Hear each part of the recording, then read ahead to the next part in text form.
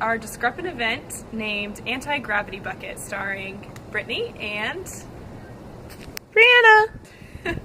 To start off this demonstration, I would start with a water bottle and ask my kids what would happen if I took the lid off and poured the water out of the bottle. And you, of course, would want them to say the water would come out if you poured it upside down.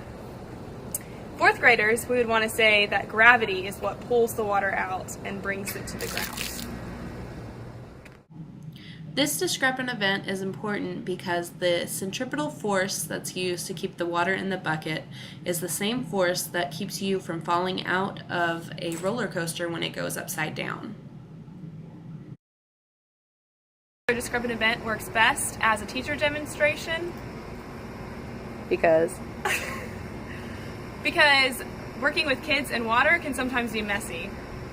Step 1. Fill up your water bottle beforehand. This will take a lot of time if you don't have a faucet in your classroom. Okay. Alright, so to start this activity, I would bring all of my kids outside. Alright? I would have them sit down in our courtyard and have them pull out their notebooks so they could write their prediction. After they've seen me sort of pour the water bottle upside down, I'd have them write a prediction. What's going to happen, guys, if I pour my water into my bucket and then I swing the bucket over my head? What's going to happen to me? And they'll laugh at me and it'll be great. And they'll write their predictions. Alright? We'll wait for a while. Once they've written their predictions, I'll go ahead and start. I will take my bucket, put it on the ground so I do not drop it, and I'll go ahead and put about an inch of water in the bottom of the bucket.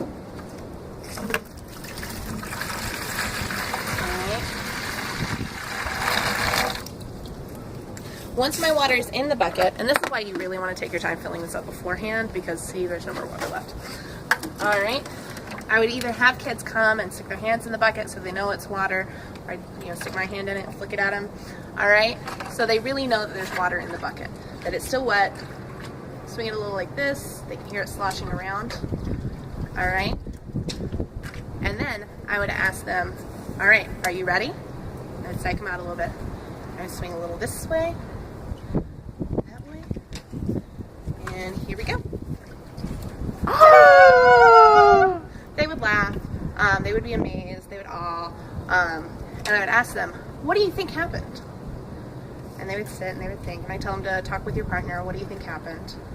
Alright, and hopefully somebody could tell me, since we've already been studying force a little bit, or if we're just introducing force, that what's happening is the water in the bucket is in motion. When I move my hand, when I push the bucket back and forth, when I push and pull the bucket, the water starts moving.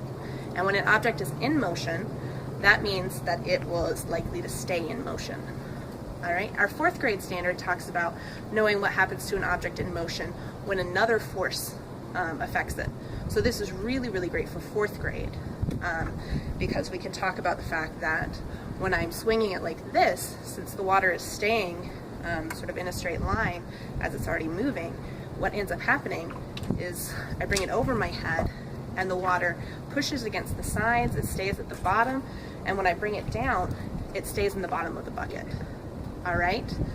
And I would talk about, is there any way, guys, that you think that I could get gravity to be a greater force? Alright? How could we get gravity to be a greater force that might pull the water down? Because right now, if I swing it fast, gravity doesn't have enough force to pull the water down. How can I get that? Alright?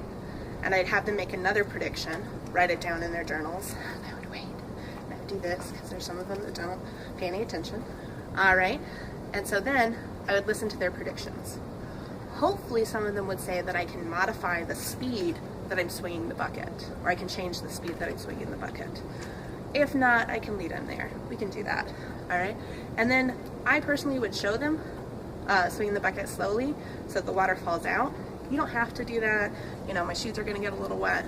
But I would show them so they really understand that even though the water is staying in the bottom when I swing quickly, that when I swing it really slowly, the water will slosh out because gravity is the greater force in the situation.